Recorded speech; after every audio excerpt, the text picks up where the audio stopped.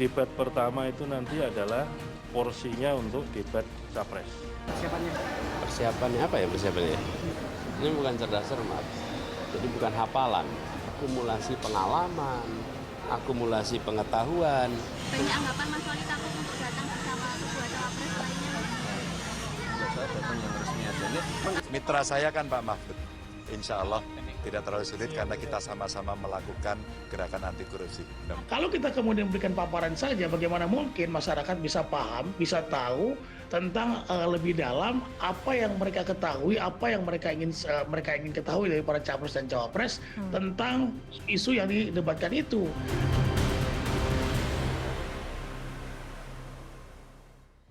Terima kasih Anda masih bersama kami di Political Show. Debat perdana Pilpres 2024 akan digelar Selasa malam, membahas isu pemerintahan, bidang hukum dan HAM, pemberantasan korupsi, serta penguatan demokrasi. Debat perdana akan menjadi ajang ceruk suara bagi pasangan calon. Apakah harapan publik mengetahui gagasan para pasangan calon akan terpenuhi? Dan siapa kira-kira yang akan memenangkan hati rakyat di debat perdana nanti?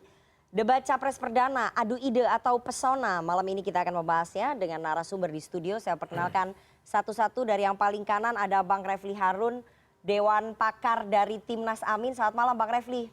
Selamat malam. Oh, akhirnya kita tahu bahwa Anda sekarang mendukung Amin ya? Oh, itu soal ideologi itu. Oke, Ideologi. ya. Nanti silakan dikuatkan ataupun dijual ideologinya ke para pemilih. Ada Bang Saleh Daulay, Wakil Sekretaris TKN Prabowo Gibran. Selamat malam Bang Saleh. Selamat malam, Assalamualaikum warahmatullahi wabarakatuh. Waalaikumsalam. Waalaikumsalam Mantan warahmatullahi Komisioner Komnas HAM yang ternyata sekarang terjun ke politik, Mas Khairul Anam, Direktur Juru Kampanye TPN Ganjar Mahfud. Selamat malam, Cak Anam. Selamat malam, Assalamualaikum warahmatullahi Waalaikumsalam. wabarakatuh. Ada statusnya apa nih sekarang? Produser film Korea. Oke, produser film Korea. Ya, pendiri Lembaga Hukum dan HAM Lokataru, Bang Haris Adjar. Selamat malam, Bang Haris. Malam Nana. Ya, dan kita masih menunggu kehadiran dari Bang Ray Rangkuti, Direktur Eksekutif dari Lima, sebentar lagi akan hadir. Dan juga seperti biasanya kita selalu mengundang teman-teman pemilih muda yang jumlahnya ini mencapai 52% berdasarkan data KPU ya.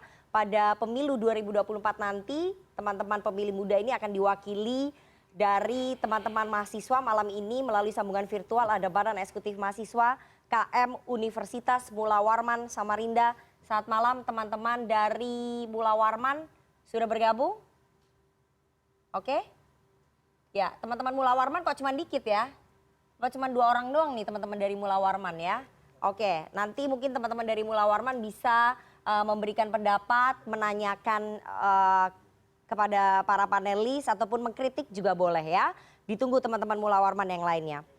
Dan sebelum saya masuk ke pertanyaan, saya akan tunjukkan dulu sebetulnya bahwa ini ada survei dari indikator politik yang tadi belum kita tampilkan. Survei dari indikator politik menunjukkan bahwa salah satu tema yang menjadi sorotan publik adalah tema pemberantasan korupsi. Dan situasi pemberantasan korupsi di Indonesia saat ini sedang tidak baik-baik saja. Kita tunjukkan slide-nya dulu. Oke. Ini adalah kondisi penegakan hukum dan pemberantasan korupsi, survei indikator politik. Tadi saya sudah sampaikan ya, bahwa kondisi pemberantasan korupsi dan kondisi penegakan hukum kalau menurut dari survei indikator ini dalam kondisi tidak baik-baik saja. Selain itu, Transparansi International Indonesia juga mencatat bahwa skor IPK atau Indeks Persepsi Korupsi Indonesia tahun 2022 ini berada di skor 34 atau turun 4 poin dari tahun sebelumnya. Dan ini adalah skor terburuk sejak era reformasi. Saya mau langsung tanya kepada para tim ses dari ketiga pasangan calon berdasarkan nomor urut dulu ya. Berarti paslon 1 dari Timnas Amin, Bang Refli, apa kemudian yang ditawarkan oleh paslon Amin dalam hal pemberantasan korupsi ini? Saya kasih waktu 3 menit karena ini masing-masing nanti saya kasih waktu yang sama. Jadi salah satu misi dari pasangan Amin, itu misi ke-8, adalah melakukan pemberantasan korupsi tanpa tebang pilih. Dan kemudian sampai tahun 2029 kita ingin menaikkan skor indeks persepsi korupsi itu ke angka 44 sampai 46. Karena kenapa? Karena masa pemerintahan Presiden Jokowi ini indeks persepsi korupsi kita itu turun, anjlok. Pernah berhasil tahun 2019 jadi 40, tapi 2020 pada periode kedua itu turun menjadi 37, sempat naik sedikit 38, tapi tahun kemarin dan tahun sekarang kan belum ada penilaian, anjlok menjadi 34. Itu adalah warisan pemerintahan Presiden SBY. Jadi kalau kita simpulkan, pemberantasan korupsi kita gagal total. Di eranya Pak Jokowi? Di era pemerintahan Presiden Jokowi. Oke. Karena itulah kemudian Amin hadir untuk memberikan kepastian bahwa pemberantasan korupsi itu akan diutamakan. Salah satunya adalah mengembalikan KPK sebagai lembaga independen seperti semula. Oke, mengembalikan KPK menjadi lembaga independen itu bagaimana caranya? Anda bayangkan kemarin ada yang namanya revisi Undang-Undang KPK yang menempatkan KPK menjadi bagian dari pemerintahan. Oke. Di mana pegawai KPK itu di ASN-kan semua. Ya. Sehingga KPK itu tidak lagi menjadi lembaga independen gara-gara revisi Undang-Undang KPK tersebut yang dilakukan pada akhir 2019 tanpa pembahasan yang adequate. Bahkan ada anggota DPR yang mengatakan tidak dibahas sama sekali. Tiba-tiba goal saja revisi tersebut, karena itu pasangan Amin akan mengembalikan KPK sesuai dengan marwahnya dan mencabut revisi Undang-Undang KPK tersebut. Itu langkah tegasnya. Oke, mencabut revisi Undang-Undang KPK dan mengembalikan ke Undang-Undang KPK yang lama. Tapi persoalannya partai-partai koalisi pendukungnya Amin itu semua adalah partai-partai yang dulu mendukung agar Undang-Undang KPK itu direvisi. Ini gimana Bang Refli? Begini, kalau hari ini kita bicara partai-partai, semua partai itu takut. Oke, takut kepada siapa? Pemerintahan sekarang. Oke. Karena pemerintahan sekarang adalah pemerintahan yang represif. Pemerintahan yang tidak demokratis. Pemerintahan yang mau memenjarakan Haris Azhar. Karena mengkritik presiden, dia sudah kena tuntutan 4 tahun maksimal. Sebentar lagi di penjara dia. Jadi karena itulah kemudian pemerintahan yang kemudian merepresi kasus KM50, bahkan Komnas HAM pun tidak berdaya. Untuk kemudian berani ngomong apa adanya tentang KM50 misalnya. Karena itulah kemudian saya katakan bahwa mudah-mudahan tahun 2024 kita mendapatkan an enlightened leader, pemimpin yang tercerahkan, yang mampu mengatasi itu semua tanpa rasa takut, tanpa rasa bahwa kita hanya memperjuangkan golongan, tapi kita memperjuangkan republik ini. Oke, taruhlah kemudian capres Anda yang menang ya Mas Anies Baswedan. Tapi kan sekali lagi kekuatan di parlemennya belum tentu mendukung capres Anda, itu gimana? Nih, Anda itu tidak belajar sejarah. Ya. Sejarah mengatakan pemenang itu banyak akan diikuti.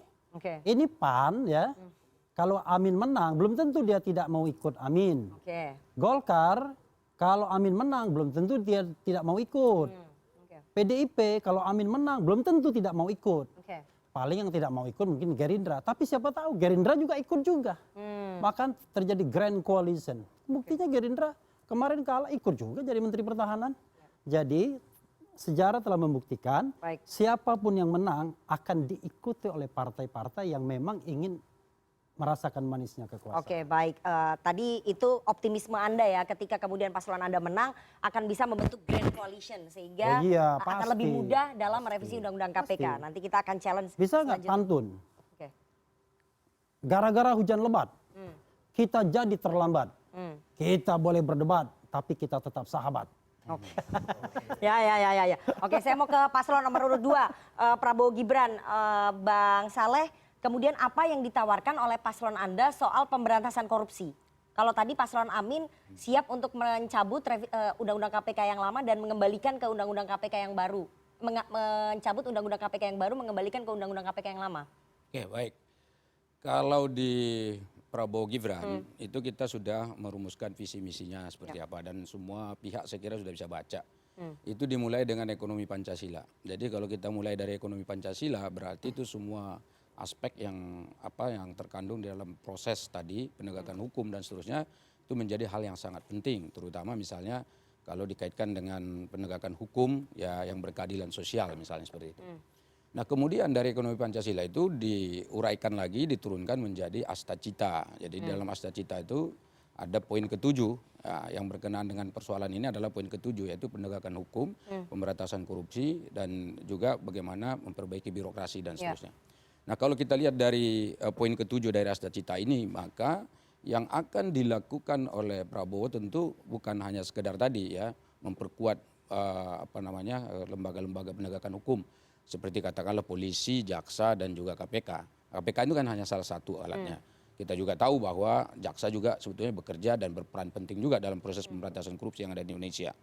Nah karena itu nanti lembaga-lembaga ini akan betul-betul disupervisi langsung oleh Presiden untuk bagaimana penegakan hukum di Indonesia ini bisa Tapi saya garis lebih bawah baik. tidak hanya KPK ya, divisi dan misi itu juga ada bagaimana rekrutmen APK dan lain sebagainya. Iya, sebentar Saya kan satu-satu isi. tadi saya nggak potong loh sebetulnya. Selesaikan Dan dulu nih nanti. nanti silakan Ya, di ya, debat. ya. Enggak, Silakan, maksudnya silakan, jangan Bang sampai Saleh.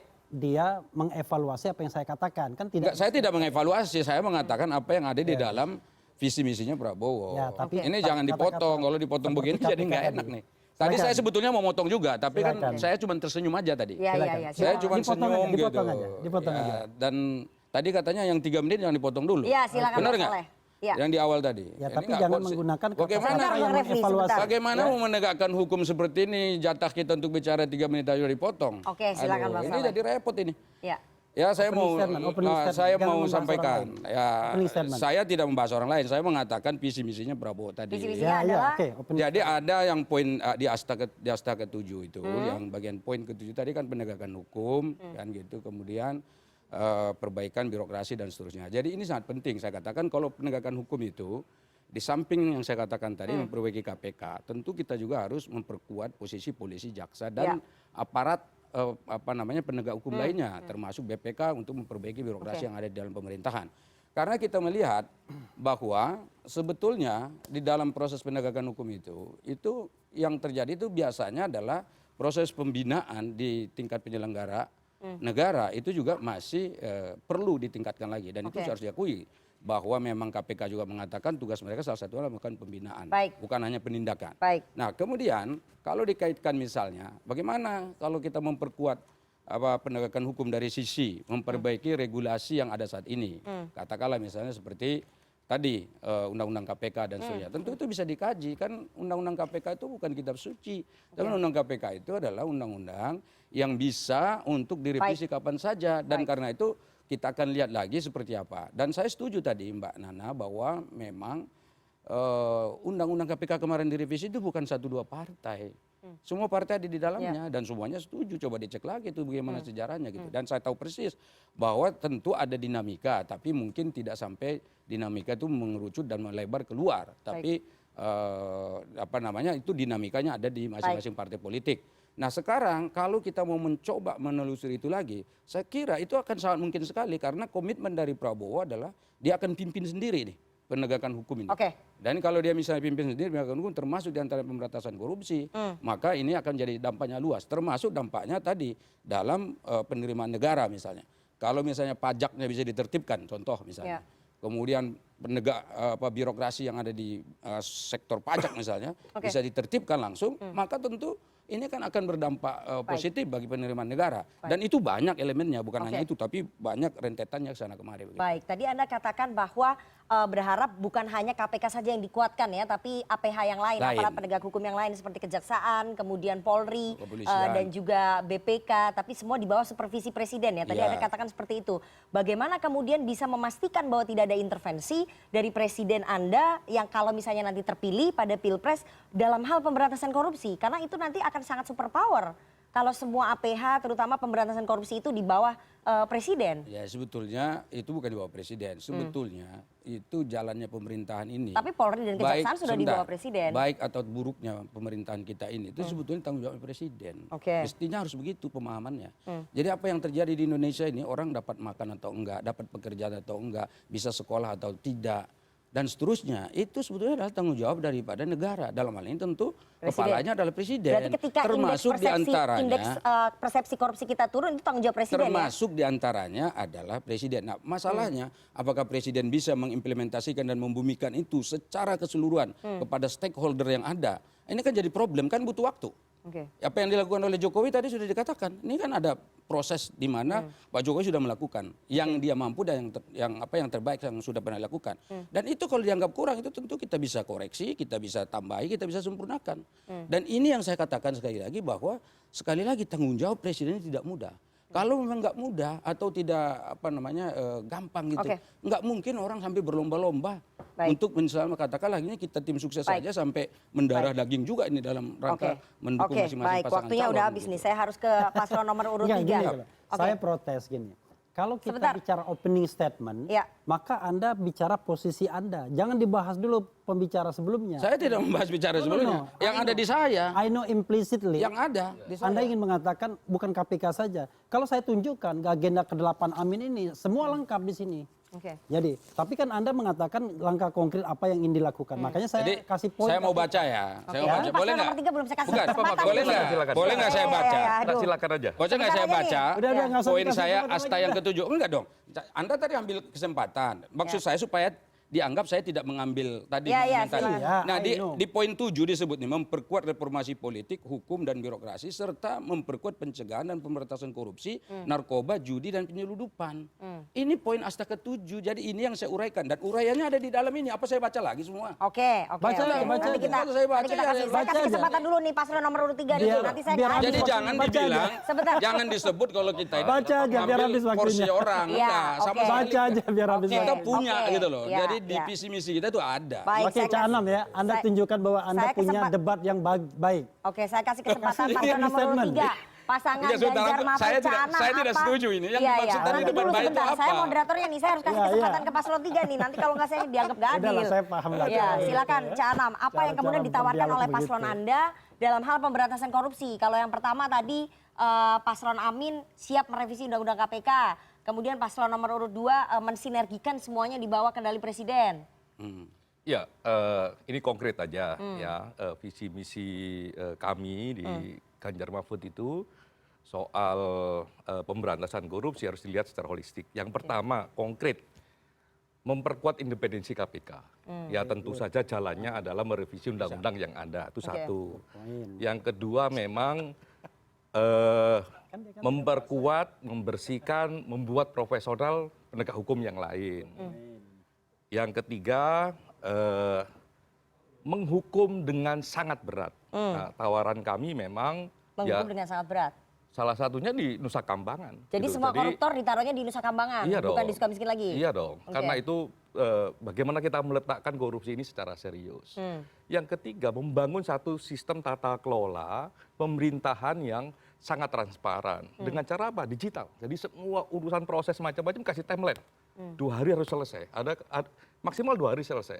Ada beberapa pelayanan yang 1 hari selesai. Yang berikutnya adalah pemberantasan pungli. Karena pungli ini di mana-mana serius gitu. Ya, gara-gara pungli kita kehilangan kesempatan orang untuk berusaha. Akhirnya kehilangan orang untuk mendapatkan lapangan pekerjaan. Nah, itu yang kami ingin dorong. Lah, yang juga penting adalah begini, meletakkan sistem monitoring langsung oleh masyarakat. Oke. Jadi harus membangun satu gerakan pengawasan terhadap penyelenggara negara. Termasuk juga kalau Pak Ganjar sama Pak Mahfud jadi presiden, dia harus terbuka. Nah, makanya kami juga bikin lapor presiden. Itu silakan kontrol. Jadi masyarakat harus membuat satu gerakan kontrol terhadap pemerintahnya. Agar Oke. apa? Agar memang transparan, bersih dan sebagainya. Kenapa kami membuat sistem kayak begini? Karena kami yakin dengan pemberantasan korupsi itu ya potensi kerugian negara misalnya data ICW sekitar 9 tahun atau 10 tahun terakhir ini sekian ratus triliun Oke. misalnya. Seandainya itu dikonversi untuk lapangan pekerjaan, banyak lapangan pekerjaan, dikonversi untuk para santri, ada ratusan santri dapat Oke. beasiswa dan sebagainya. Untuk kesehatan berapa puskesmas, puluhan ribu puskesmas Oke. sampai level desa yang bisa kita kita dirikan. Lah, oleh karenanya memang gimana kita cara mewujudkannya? Tata kelola pemerintahannya harus transparan, kontrol dari masyarakat harus juga transparan, masyarakatnya dilindungi, hukum korupsinya, Baik. koruptornya secara tegas. Salah satu pilihannya taruh di Lapas Nusa Kambangan. Oke, tadi Anda katakan bahwa akan menaruh koruptor di Lapas Nusa Kambangan, Ya. kemudian merevisi juga Undang-Undang KPK. Persoalannya partai pengusung utamanya Ganjar Mahfud itu adalah partai yang dulu menginisiasi hak angket KPK. Itu gimana PDI Perjuangan? Jadi ada satu refleksi ini terjadi setelah Prof Mahfud masuk dalam cawapres ini dan Ya. kami mendapatkan masukan dari berbagai masyarakat mengatakan bahwa salah satu pilar yang paling penting dalam tata kelola negara ini adalah pemberantasan korupsi. Dan itu betul, survei-survei itu juga mengatakan tiga isu pokok itu salah satunya pemberantasan korupsi. Akhirnya memang bikinlah komitmen di situ. Jadi partai-partai bikin komitmen juga dengan Prof Mahfud, ya dengan latar belakang Prof Mahfud yang juga tukang terobos, sesuatu yang macet dia buka dan sebagainya. Tapi Pak Mahfud bukan ketua umum partai politik, Cak Anam. Bagaimana kemudian tersandra oleh ada para satu ketua umum komitmen, parpol itu? kan ada satu komitmen yang disepakati. Makanya ketika Prof Mahfud misalnya diumumkan pertama kali, ya dalam pengumuman resmi di antara partai-partai, pesannya tegas, tugasnya tegas. Memberantas korupsi, penegakan hukum yang adil bagi semua. Terus kita kasih masukan juga, korupsi tidak hanya dipahami sebagai memenjarakan pelakunya, tapi bagaimana memberikan manfaat besar pada masyarakat. Salah satunya itu, kalau kita konversi nih, ya tata kelola macam-macam yang korupsi ini, dia bisa membiayai beasiswa bagi semua anak. Dia bisa ngasih macam-macam gitu, beasiswa, perempuan bisa bekerja dan sebagainya. Santri-santri bisa menikmati beasiswa gratis. Nah itu yang kita pikirkan. Nah, ada nggak di visi misinya Ganjar itu? 7, 8 ada. Soal Nusa Kambangan apa-apa. Nanti saya cek loh itu. Kita yang kan nggak boleh bohong. yang menempatkan koruptor di lapas Nusa Kambangan itu ada belum? Enggak. Anda jangan motong. Ini debat yang tidak baik. Kan kita sama-sama menghormati toh. Nanti di debat capres juga boleh saling menyanggah loh. Oh iya pasti kita setuju. Tapi Gimana, persoalannya begini, visi misi tidak menjelaskan detail misalnya harus begini-begini, tapi ngasih. Enggak. Saya juga baca itu. Ya, saya bisa tunjukkan ya kampanyenya Mas Anies misalnya sama Mas Imin, ya yang nggak related dengan visi misi. Kami punya tim untuk melakukan itu di bawah saya. Saya bisa tunjukkan, tapi saya nggak mau komentar itu. Tapi yang saya ingin komentar adalah visi misi ini kan gedenya, ya kan, detail-detail prinsip, terus turunan bagaimana mengoperasikan itu, memang kita diskusikan. Pilihannya salah satunya dalam diskusi itu adalah memenjarakan ke Nusa Kambangan. Tapi memenjarakan koruptor ke Nusa Kambangan itu belum dituangkan dalam visi misi resmi ya, yang sudah dibagikan. Itu menjadi komitmen program yang akan dilakukan untuk melaksanakan visi misi. Kan nggak mungkin juga visi misi detail-detail begitu, enggak. Gitu. Misalnya nih kayak visi misi soal apakah pemberantasan korupsi itu related dengan kesejahteraan. Ya detail-detail itu enggak, tapi mengkonversi gagasannya dan sebagainya iya. Bagaimana kemudian nanti rakyat menagihnya kalau di visi-visi nggak ada nih Cak Anam? Makanya kami sejak awal mendorong soal gerakan korupsi, ya kan. Jadi kami dorong itu gerakan korupsi, bahkan di satu-satunya visi misi nih ya. Kalau mau klaim-klaiman ini, itulah pentingnya debat ya. Itu ada pelindungan pembela hak asasi manusia. Saya mau ini tanggapi sini. Oke, sebentar ini datanya terakhir nanti dulu Mas Haris dulu nih urut kacang. Gitu. Jadi kalau ada pertanyaan Anda itu merujuk kepada betapa penting debat itu dilakukan. Karena di debat itu orang bisa melihat hal-hal teknis di apa namanya penjelasan dari visi misi itu, dan itu bagian dari visi misi itu dengan sendirinya. Jadi misalnya kalau apakah akan di Nusa Kambangkan, nggak ada di visi misi, tapi dia ucapkan di forum debat, itu bagian dari visi misi itu yang bisa ditagih itu. Itulah pentingnya forum debat itu, dan itulah mengapa penting seluruh calon presiden itu hadir di semua forum debat dimanapun. Karena akan selalu ada ide baru, janji baru yang mereka sampaikan. Ini statementnya mengarah ke siapa nih? Kita nggak tahu nih. Siapapun. Cak Anam, waktunya udah habis ya. Saya harus kasih kesempatan dulu ke Mas Haris, baru nanti ke Bang Rey. Karena Bang Rey, Direktur Eksekutif Lingkar Madani, akhirnya udah datang. Mas Haris, bagaimana kemudian Anda mencermati tadi 3 janji-janji kampanye soal pemberantasan korupsi dari ketiga paslon? Saya mau mulai dari poin saya dulu ya. Saya punya pasangan sendiri juga. Iya, siapa? Nomor 5. Oke, nggak ada ini. Pasalnya cuma 3. Oke. Iya. Nah, pertama begini. Saya mau mulai dari isu soal panelis. Panelis untuk hukum, HAM, dan anti korupsi mengecewakan. Karena hanya ini maksudnya panelis di KPU ya? Di KPU buat besok malam, karena itu hanya 2 perempuan. Harusnya 50% minimal. Itu satu. Yang kedua, dari Indonesia Timur hanya 1 orang. Gitu. Jadi sebetulnya penyelenggara pemilu sendiri tidak punya sensitif untuk membangun Indonesia. Dan para peserta pemilu ini nyaman-nyaman aja dengan panelis seperti itu. Itu satu hal. Yang kedua, saya ingin memulai dengan hak asasi manusia. menurut saya hak asasi manusia Nanti HAM itu nanti segmen Nggak, berikutnya. Kita bahas dulu nih yang soal itu pemberantasan dia korupsi. makanya yang dibicarakan sama teman-teman ini sebetulnya dalam konteks hak asasi manusia dia bukan hanya satu subchapter. Harusnya dia jadi paradigma. Karena Indonesia sudah mengalami pengembangan pembangunan hak asasi manusia secara tekstual semenjak tahun 98.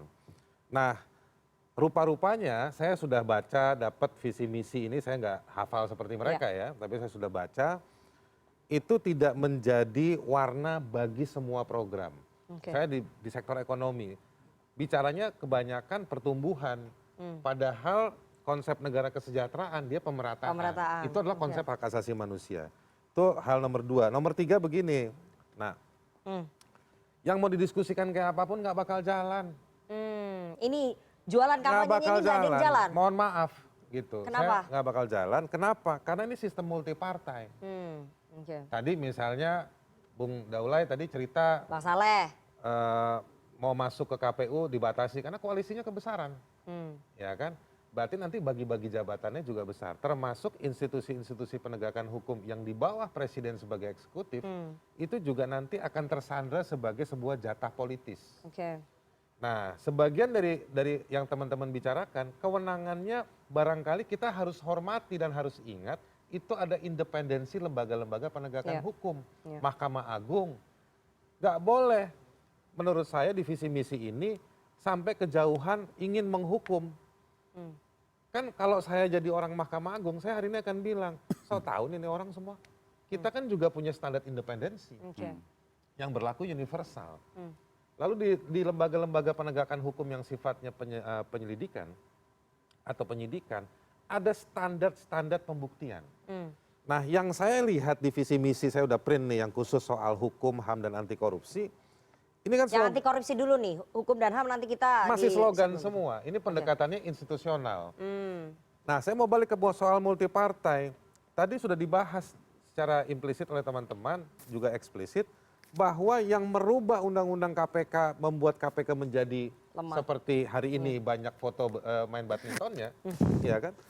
Itu menurut saya karena hampir semua partai politik yang ada di 3 paslon ini, itu mendukung.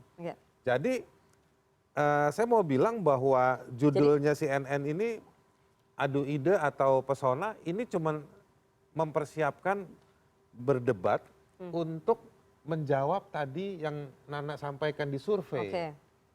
Jadi bagaimana kemampuan mereka untuk orang terbuai dengan 3 paslon ini. Persoalan ini nanti kalau dibaca, ini kan isinya soal hukum, anti korupsi kan di soal hukum.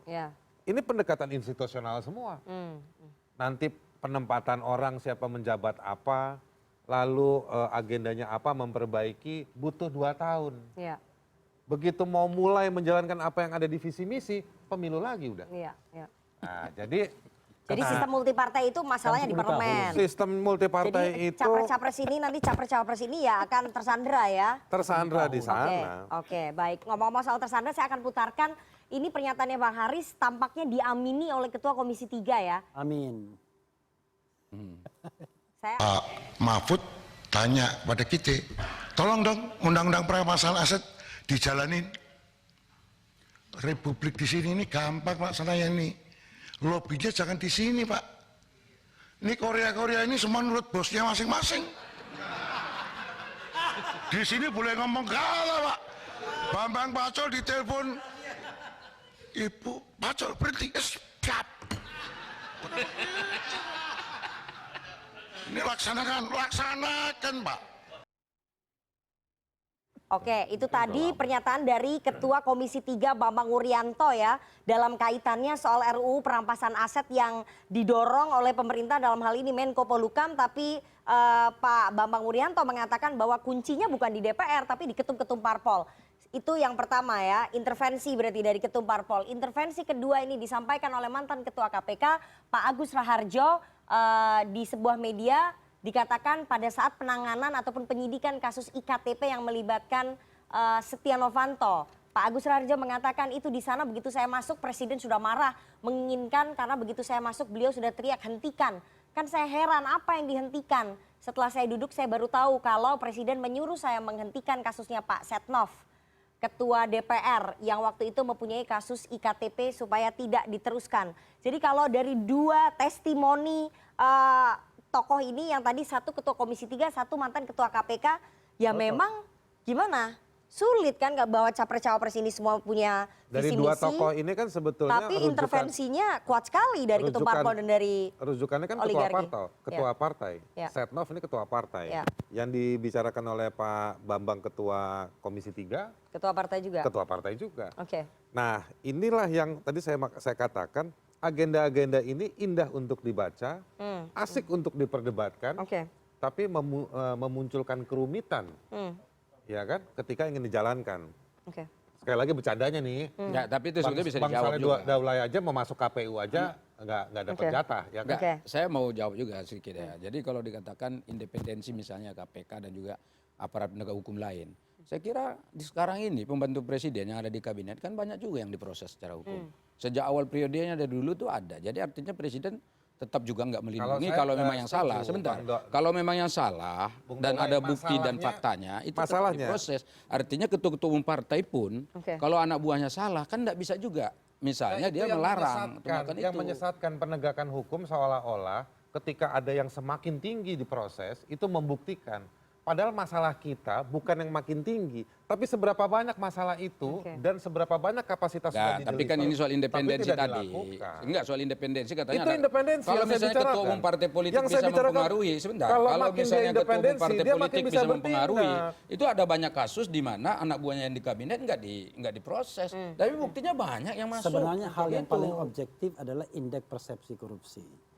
Kita sudah tahu bahwa di ujung masa pemerintahan Presiden Jokowi, indeks persepsi korupsi 34. Dan itu adalah sebuah indikator yang sudah dipraktekkan di seluruh dunia ini. Dan saya kira kalau kita lihat case by case, kita akan tersesat. Tapi kalau kita lihat sebuah indikator yang memang sudah diangkakan, maka terlihat kan bahwa sesungguhnya pemberantasan korupsi itu gagal. Jadi kita mau ngomong apa coba? Kalau kita skor kita 34. 34 itu artinya negara kita masih negara korup. Angka politik uang di Indonesia juga tertinggi. Nah, sekarang balik lagi, siapa yang bertanggung jawab? Indikator korupsi. Siapa yang bertanggung jawab? Tadi yang dijelaskan malah justru poin per poin tadi kan, misalnya independensi, ada pengaruh ketua umum partai dan ada macam itu yang kita jawab juga. Jadi dari sisi independensi KPK dan aparat sekarang begini deh, saya ikutin logiknya Bung Saleh Daulay ya. Sekarang kalau misalnya bahwa ada yang pejabat tinggi sekelas menteri, selevel menteri juga diproses. Tapi kalau kita baca undang-undang KPK, ada independensi nggak?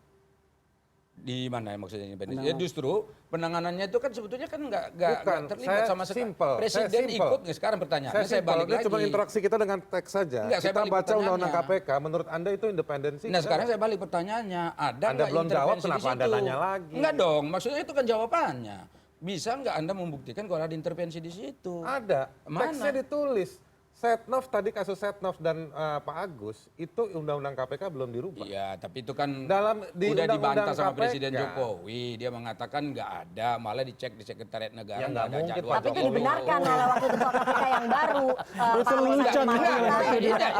Ini kan tuduhan. Bukan, gini loh, tuduhan seperti ini, itu mestinya kan harus dibuktikan. Buktinya Agus Raharjo diam juga sekarang setelah nggak dijawab. Jadi sudah bicara, dia diam lah, masa dibicara terus? Iya, maksudnya kan kalau dibantah, misalnya kan dia kasih bukti, alat bukti yang memang bisa memperkuat argumen dia. Mau melanjutkan rejim penguasa, susahnya begini. Nah, saya mau mengatakan, baca undang-undang KPK, ada independensi nggak di situ? Ketika para komisioner itu, ya kan, bisa diintervensi oleh presiden. Itu nggak ada independensi. Ini lembaga penegakan jadi hukum. begini, Pak Aris. Sebentar, saya harus kasih kesempatan dulu ke Bang Rey. Sebentar, Pak Aris. Jadi sebetulnya saya katakan tadi awal itu sudah saya katakan, presiden itu kan sebetulnya ada orang yang paling bertanggung jawab menjalankan roda pemerintahan dan apa yang terjadi di Indonesia ini. Sebetulnya. Termasuk di dalam pemberantasan korupsi. Nah kalau dikatakan pemberantasan korupsi apakah presiden ikut campur atau tidak? Pasti presiden harus ikut campur untuk penegakannya. Gitu kalau enggak, ya enggak bisa dong. Dalam hal seperti apa? bisa. Dalam Sejauh Justru mana gini, kemudian? saya Bolehkah katakan dia ya. intervensi ketua Gini, Pak. KPK-nya untuk Andai menghentikan kata, kasus? begini, saya balas lagi. Andai kata presiden tidak dilibatkan dalam proses penegakan hukum dan anti korupsi, maka yang terjadi adalah itu tadi.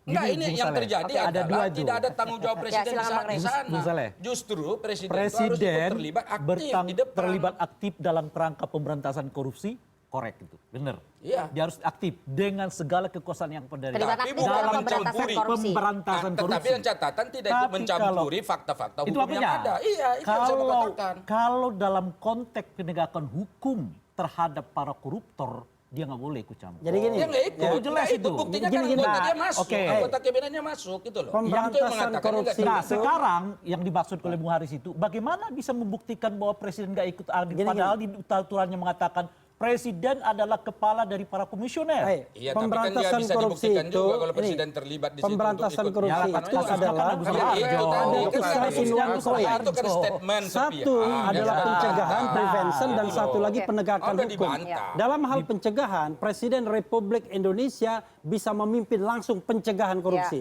Ya, ya. Tapi Ya. dalam law enforcement penegakan boleh. hukum, Oke, dia tidak tidak boleh ikut campur. Oke, ini setuju. Nah, Itu. Karena itu presiden ada di situ. Yang jadi masalah harus adalah berdiri di depan undang-undang seperti yang saya KPK katakan membuat tadi. KPK tidak Dia tidak independen boleh, lagi. presiden tidak Garisnya boleh apa? lepas tangan dari proses pemberantasan Ya. korupsi. Oleh karena itu menurut Itu saya loh. Bung Saleh, Pencegahan untuk membuktikan boleh, apakah prevention. Agus Raharjo berbohong atau tidak, Tapi penegakan itu hukum tidak harus boleh. dipanggil oleh PAN di komisi. Iya. Dia bukan- Oke. Iya. Ya, bisa Dan kita ajak jika diskusi penting- lah kan. Bukan begitu, temanya mestinya karena Agus Raharjo diangket. kan sudah enggak. Panggil Agus Raharjo itu diangket. Baik, Apakah Bapak. presiden Oh, intervensi kalau atau tidak? bukan hanya PAN loh, Oke, bukan tapi hanya saya PAN akan dong, tanya, kan ada Pak. partai Karena lain. masuk Karena dari ada, ini, ya. karena ada ada partai-partai ada lain. PAN di sini, Undang-undang ada di KPK sini, Ada di sana yang Nasdem. lain. Ada Dia kan Ada meminta PKS. PAN. Ya kan ada PKB, ada PDI.